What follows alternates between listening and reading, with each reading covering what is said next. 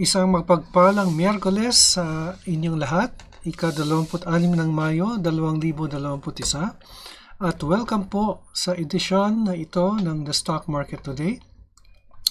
Meron po tayong isang celestial event mamayang gabi. Exactly 7:11 ng gabi. Ito po ang total lunar eclipse of the hearts. Wala palang hearts. Total eclipse lang po. At abangan po ninyo ito sapagkat mga more or less, mga once a year nangyayari po ang eclipse sa atin. Ano po? Minsan partial, minsan total, pero bihira po yung total. Ito po ang inyong lingkod, Benji Chidoro. Ako po ay isang retired bank officer who started to invest in the Philippine stock market in 2007. And if you like the content, I invite you to subscribe to my channel. And if you have stocks in mind that you want reviewed, please comment on the comment box and I will prioritize. Balita po natin ay tungkol sa Meralco at gayon din yung eclipse mamayang gabi at ang resulta ng trading sa ating PSE ngayong araw, May 26, 2021, dito lamang sa The Stock Market Today.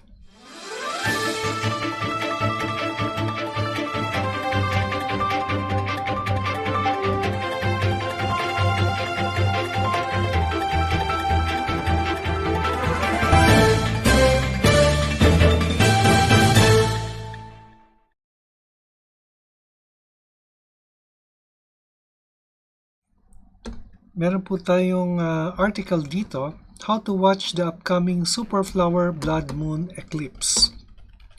Ito po ay mula sa Reuters by Lisa Schumacher. Ang sabi ng article, the full moon on Wednesday will be the year's biggest supermoon and feature the first total lunar eclipse in more than 2 years. During the eclipse, the full moon will pass through the Earth's shadow. It appears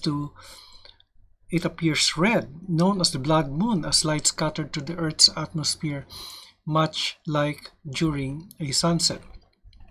In addition, the moon will be at a perigee, or the closest point to the Earth in its orbit, making it appear about 7% larger than normal and 15% brighter, or a supermoon according to astronomers.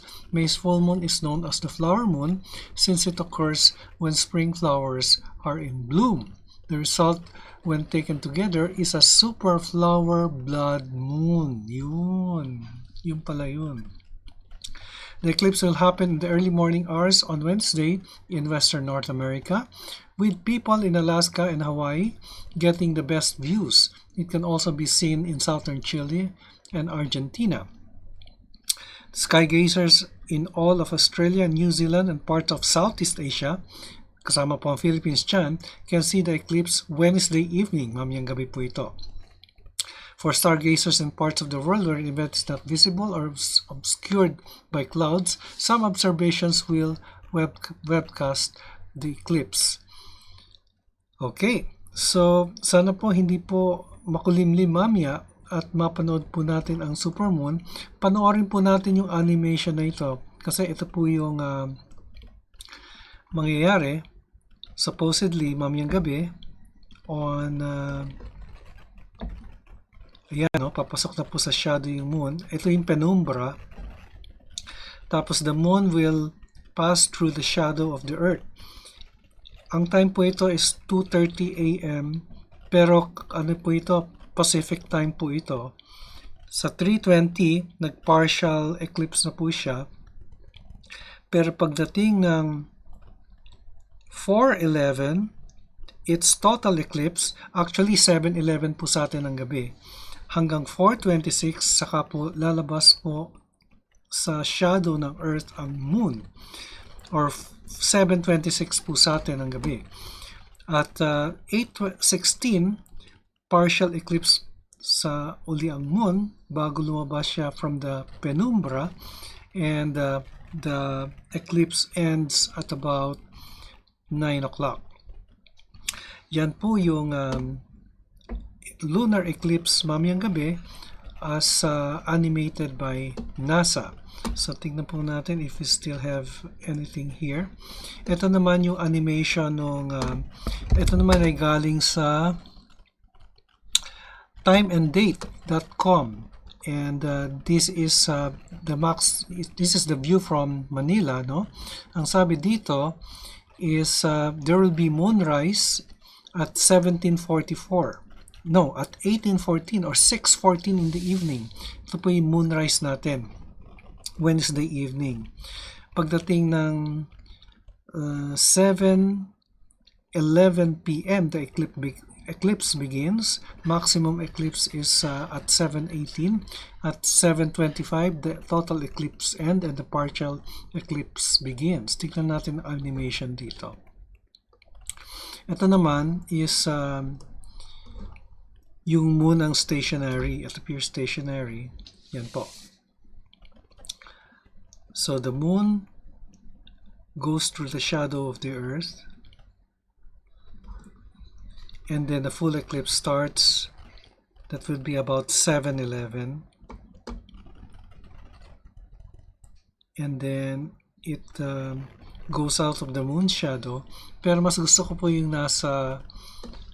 nasa animation kasi yung moon yung gumagalaw eh. Okay, so abangan po natin mamaya. In the meantime, tingnan po natin yung balita po natin sa Meralco. From the Philippine Star, Meralco sales volume up.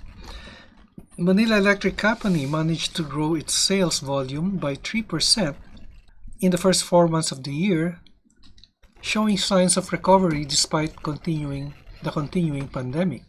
The first few months of the year show evidence of recovery and healthy growth, Meralco President and CEO Ray Espinosa said in the company's virtual stockholders meeting yesterday. As of end April, Meralco's energy sales rose 3% to 14,261 gigawatts. Net system input also increased to 2% to 15,002 gigawatt hours.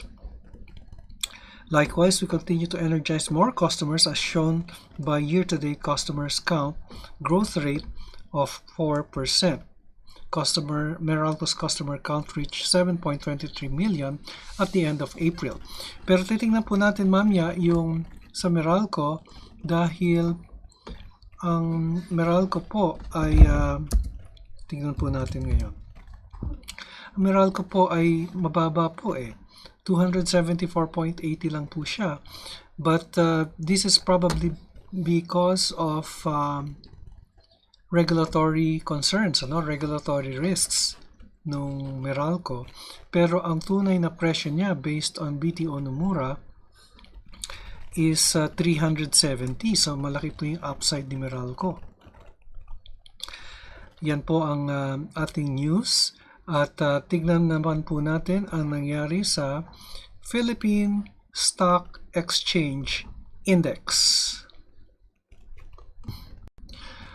Okay, the PSEI gained 144.53 points or 2.33% to end at 6341.24. And that is great news because the closing price is above our 20-day exponential moving average. So meaning that it probably had recovered. So yung RSI is 51, so sideways to bearish, but yung short green candlestick the previous day, May 25, was a preview of what will happen the next day. At tingnan nyo po, merong volume. So ibig sabihin po na in the past few days we may expect some positive activity from the PSEI. So nag-bounce siya dun sa 66,000 level. Tama nga ba? Yung kuha natin. Yeah. Okay. 6,100 level. Dun siya nag-bounce. 6,150 or 6,160 po nag-bounce. So if we'll take a look at the market activity, 140 companies advanced, 74 declined, while 47 remained unchanged. Yung all-share index also gained 1.68%, and all the sectoral indices are positive, led by mining. It is led by properties at 3.02%. So the market activity will be reviewing the top 10 Ali, AP, BDO, Pure Gold, ICT, MEG, SM, SMPH, AC, at dagdag natin si MBT or JFC. JFC ang idagdag natin. Okay, so we will watch out for Pure Gold, ICT, and SMPH kasi sila yung may pinakamalaking gain in the index today. So let's now start with Ali. So most of the stocks, index stocks gained. Yan. Okay, Ayala Land gained 2.03% or 65 centavos. But sideways to bearish pa rin po siya, or sideways to bullish rather, kasi yung RSI recovered to 50 and there was a bounce in the candlestick. So the EMA20 is now below the closing price of 32.65. Yung moving average to 20 days is at 32.30 lang po. So bullish po ang sentiment for Ali. And then let's take a look at AP. Okay, AP continues to move downwards, losing 50 centavos. Pero ano na po ito? Kumbaga, nasa bottom line na po ito. And the RSI is at 27.74, oversold po. So maganda pong bumili ng AP dahil oversold po yung stock. And most likely, in the following day, magbabounce po yan. So bearish po ang sentiment ni Avoidance Power at 2050. Then BDO. Okay, BDO gained 30 centavos. Still bearish to sideways ang kanyang movement. And it had a long wick upwards. So at one point, tumaas po siya ng 102.90 pero the sellers overpowered buyers kaya naging 101.40. So bearish sentiment po si BDO. Pure Gold, tingin ko magandang news tong kay Pure Gold. Yan, nagkaroon siya ng bounce with volume. So it opened at 33.50 and ended at 35.50, 2 pesos and 50 centavos more than the previous day's closing price. And there is volume and bullish po ang sentiment. Bullish to sideways po ang sentiment since the RSI is now at 50 from yesterday's 36. Sabangan po natin si Pure Gold dahil ang tunay na presyo po niyan based on fundamentals is 54. Then ICT. Okay, ICT. Nag-rebound siya. Wow, 145.60. It reached as high as 146.90. And napaka-bullish po ni ICT. Kung nakabili po kayo during the pullback, swerte po ninyo. Tamang-tama po ang pagkabili ninyo dito.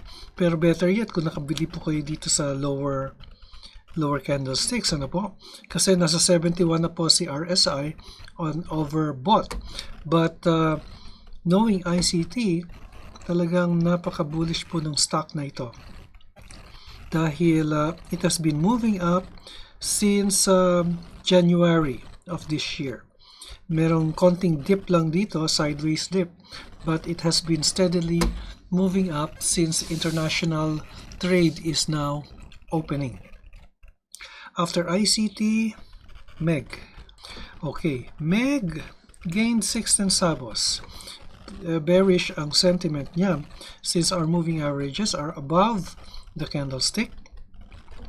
RSI is bearish at 40. In the meantime, nearest support nandito po sa 260 to 270 ang nearest support. Then SM, I think SM moved up also a bit. SM had a green candlestick the previous day and it continued its upward movement, pero yung closing price niya is still below the 20-day exponential moving. 930 po ang closing price, but the EMA20 is at 933. higher pa po. Well, almost the same na rin po yan. But still bearish ang sentiment. Kailangan tumaas po siya hanggang dito sa, I would say, we'll put the resistance level at the M50 at 960. Bearish po ang sentiment ni SM. SMPH is next.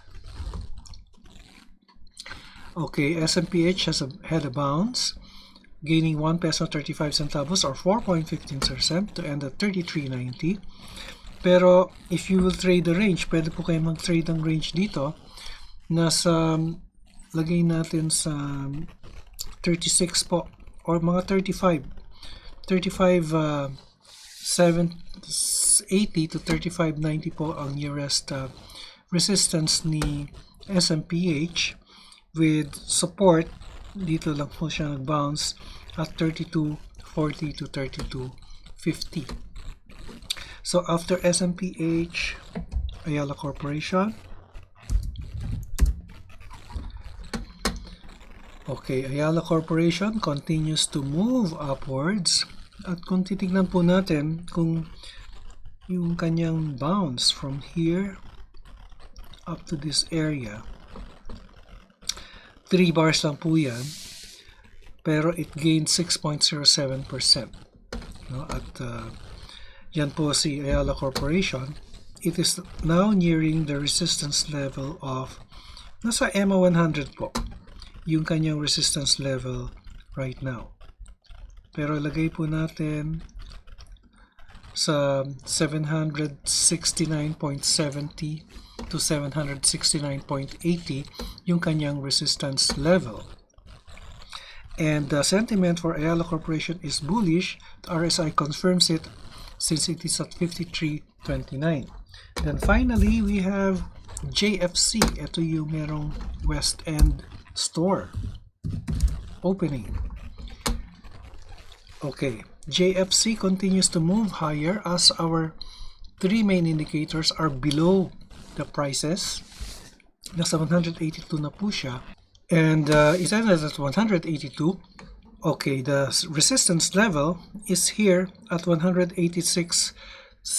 to 186.80. So, bullish po si JFC. Yan po ang ating report sa stock market. Wednesday, May 26, 2021. This is Benji Chidoro reminding you, mag-ingat sa COVID at sa mga scams. An investment in knowledge pays the best interest. Maraming salamat sa inyong pagsubaybay. Hanggang sa muli, God bless and bye for now.